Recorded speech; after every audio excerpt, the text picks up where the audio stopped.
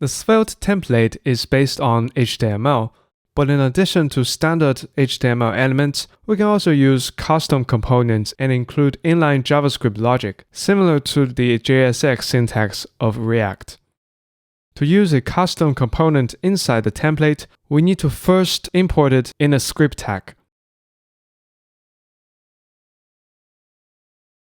The Svelte file extension is optional if there is no ambiguity, meaning that we don't have other files with the same file name but different file extensions in the same directory.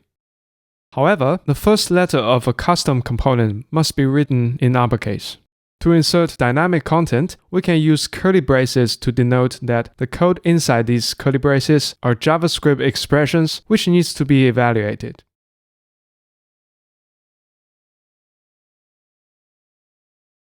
Keep in mind that JavaScript expressions are what we usually see on the right-hand side of an assign statement. We can think of it this way, that Svelte runs the expression, then assigns the evaluated result to the slot where the curly braces are.